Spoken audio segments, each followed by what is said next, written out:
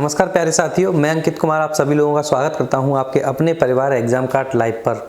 आज है 19 नवंबर। डिस्कस करेंगे आज के मोस्ट इंपोर्टेंट करंट अफेयर जो आपकी आने वाली सभी परीक्षाओं के लिए महत्वपूर्ण हैं और उपयोगी भी साबित होने वाले हैं।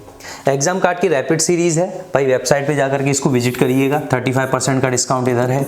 मेरे नाम का कोड यूज़ कर दोगे तो 10% का और मिल जाएगा। तो टोटल हो गया आपका कितना, 45% का डिस्काउंट। यानी ये बुक्स आपको जो 1200 रुपये कुछ की हैं ये पड़ जाएंगी सिर्फ कितने में, 684 रुपीज़ में। ठीक है, तो ये काफ़ी अच्छा इनिशिएटिव भी है हम लोगों की तरफ से आप लोगों के लिए, तो इसको जरूर विजिट करिएगा। आगे देखते हैं क्वेश्चंस आपके जो काम के हैं। देखिए, एशिया प्रशांत आर्थिक सहयोग एपेक, यानी कि ये जो नाम लिखा हुआ है एशिया पैसिफिक इकोनॉमिक कॉपरेशन, इसका ये यहाँ पे शॉर्ट फॉर्म है। ठीक है, इसका जो शिखर सम्मेलन है इसका आयोजन जो है वो कहाँ होना तय हुआ है। ठीक है, स्वीडन, नॉर्वे, इंडोनेशिया या थाईलैंड। तो आप ध्यान रखना ये थाईलैंड में होना तय हुआ है। जानेंगे इसके बारे में।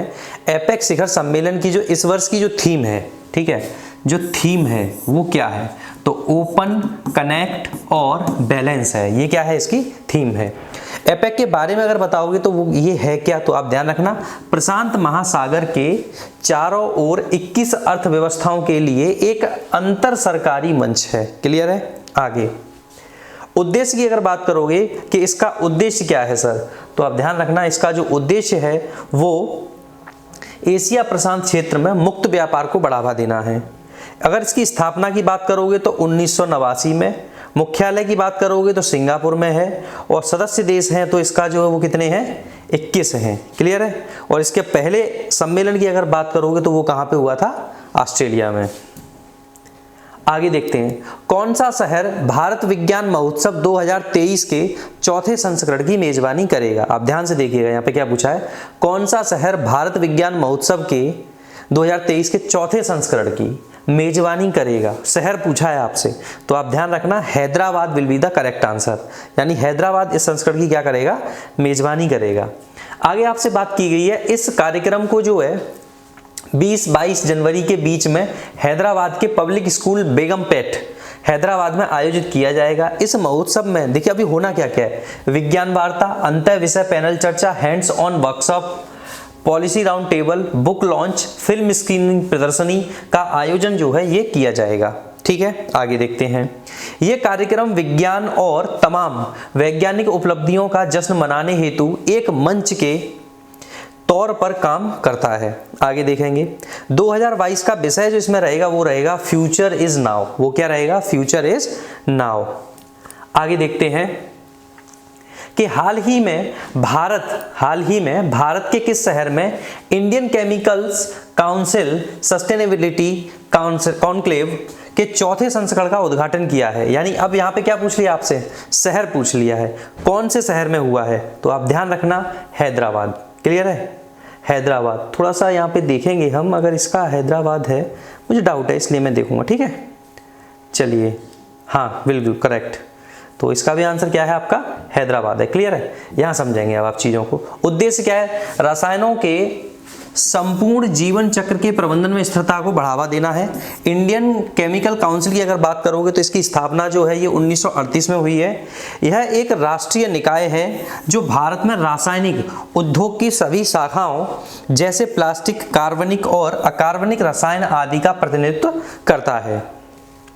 आगे बात करेंगे, हाल ही में सीवी आनंद बोस को किस राज्य के राज्यपाल बने हैं, तो इनको जो है वेस्ट बंगाल यानी पश्चिम बंगाल का राज्यपाल नियुक्त किया गया है। जानेंगे इनके बारे में, यानी जो अन्य ऑप्शन आपको दिए हुए हैं, जैसे उत्तराखंड के राज्यपाल कौन है, तो गुरमीत सिंह हैं। हिमाचल प्रदेश के राज्यपाल कौन है, तो राजेंद्र विश्वनाथ अर्लेकर हैं।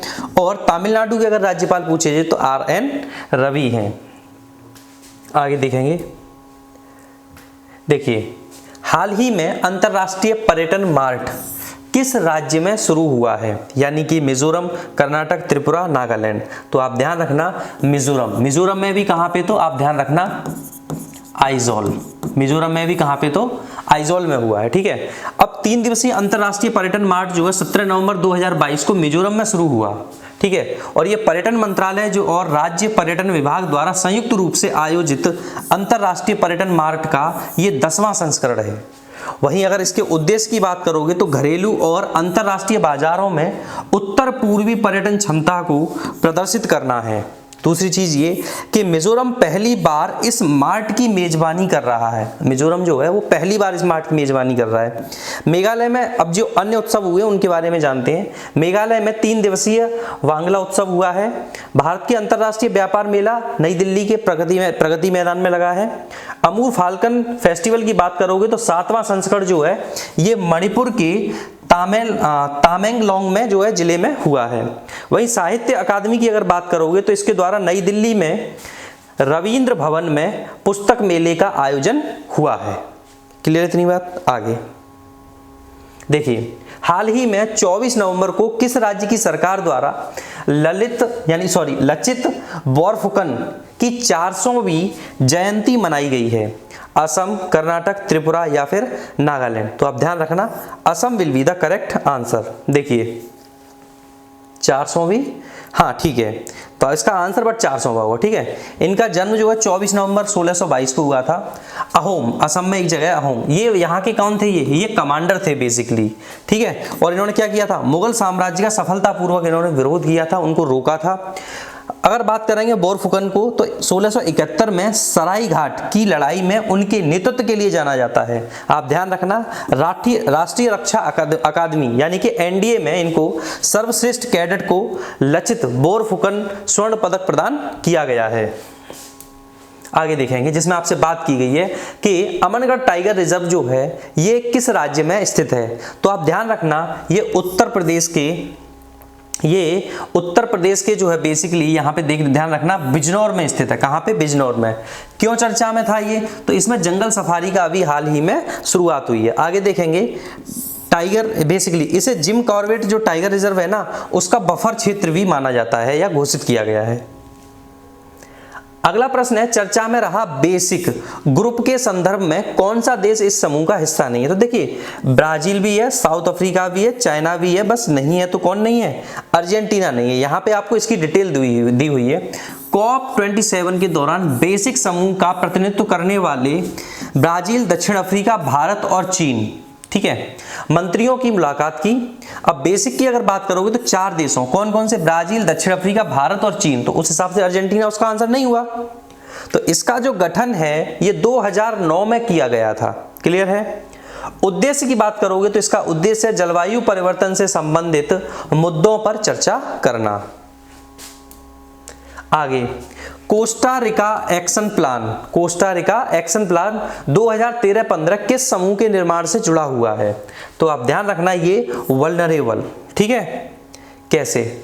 देखिए, हाल ही में V20 और G7 ने COP27 में जलवायु परिवर्तन से लड़ने के लिए एक वित्तीय पहल शुरू की है। ठीक है, तो अब यहाँ पे अगर देखा जाए और वल्नरेबल V20 जो है, यानी कि वल्नरेबल, ये V20 का V लिया है यहाँ पे। ठीक है, वल्नरेबल V20 समूह जलवायु परिवर्तन के लिए एक व्यवस्थित कमजोर अर्थव्यवस्थाओं के लिए पहल है। ठीक है, अगर इसकी स्थापना की बात करोगे तो 8 अक्टूबर 2015 को लीमा, पेरू में क्लाइमेट वल्नरेबल फोरम के V20 वित्त मंत्रियों की उद्घाटन की बैठक के साथ की गई थी। इतनी बात क्लियर है? आगे देखते हैं। ये जो समूह है basically Costa Rica action plan 2013-15 के मुताबिक स्थापित हुआ था। थोड़ा और जानेंगे आगे। देखिए, इसमें से कौन सा, यानी इनमें से कौन सा देश टेरर फंडिंग मीट की मेजबानी करेगा? टेरर फंडिंग मीट की मेजबानी करेगा? ब्राजील, भारत, चीन या फिर अर्जेंटीना? कौन सा करेगा? तो आप ध्यान रखना, टेरर फंडिंग मीट की तो आप ध्यान रखना भारत करेगा। ठीक है, देखिए, भारत द्वारा 18-19 नवंबर को तीसरे नो मनी फॉर टेरर, ठीक है, सम्मेलन की मेजबानी करेगा। इस कार्यक्रम में 75 देशों और अंतर्राष्ट्रीय निकायों के प्रतिनिधियों के भाग लेने की उम्मीद है। सभी इसमें शामिल जो देश हैं वे वैश्विक आतंकवादी वित्त पोषण से निपटने के तरीके अपनाएंगे। आगे देखेंगे इंपोर्टेंट करंट अफेयर। देखिए, हाल ही में राष्ट्रीय मिर्गी दिवस जो है ये कब मनाया गया? तो ये 17 नवंबर को मनाया गया। क्लियर है? दूसरा है, हाल ही में किस राज्य में दुनिया की पहली ड्रोन मध्यस्थता पशुधन टीकाकरण सेवा शुरू की है? तो अरुणाचल प्रदेश में। क्लियर है? आगे, हाल ही में CEC यानी कि chief election commissioner Rajiv Kumar को किस देश के लिए अंतरराष्ट्रीय पर्यवेक्षक के रूप में आमंत्रित किया गया है? तो आप ध्यान रखना, नेपाल के द्वारा। अगला प्रश्न है, हाल ही में UAE ने पहले ग्लोबल मीडिया कांग्रेस की मेजबानी कहां की है? तो आप ध्यान रखना, ये आबू धाबी में की है। आगे जानेंगे, हाल ही में ITTF यानी कि इंटरनेशनल टेबल टेनिस फेडरेशन के एथलीट आयोग में चुने जाने वाले पहले भारतीय कौन बने हैं? तो आप ध्यान रखना, शरत कमल जो हैं ये पहले भारतीय बने हैं। अगला प्रश्न है, हाल ही में 3 दिवसीय अंतरराष्ट्रीय मार्ट कहां शुरू हुआ है? थोड़ी देर पहले हमने देखा था आइजॉल, मिजोरम आइजॉल। देखिए, हाल ही में किस कंपनी ने संध्या देवनाथन को भारत में कंट्री हेड के रूप में नियुक्त किया है? तो मेटा यानी फेसबुक। आगे है, हाल ही में किस राज्य के मुख्यमंत्री ने 6 हाईटेक शहरों की घोषणा की है? तो कर्नाटक ने। अगला प्रश्न है, हाल ही में पूर्वोत्तर ओलंपिक खेलों के दूसरे संस्करण का समापन कहां हुआ है? तो आप ध्यान रखना, शिलोंग में। आगे है, हाल ही में पहली बार को कितनी महिलाएं डिफेंस सर्विसेज स्टाफ कॉलेज के लिए चुना गया है? अच्छा, कितनी को, ठीक है, तो ध्यान रखना आप 6 महिलाओं को। आगे प्रश्न है, कैम्ब्रिज डिक्शनरी ने किस शब्द को वर्ड ऑफ द ईयर 2023 चुना है? तो आप ध्यान रखना, होमर वर्ड को चुना है। अगला प्रश्न है, हाल ही में किस राज्य में बजरा मिशन शुरू किया गया? तो असम में। क्लियर है? तो ये थे आज के मोस्ट इंपोर्टेंट करंट अफेयर। मुलाकात करेंगे आपसे अब कल की वीडियो में, तब तक के लिए थैंक यू वेरी मच।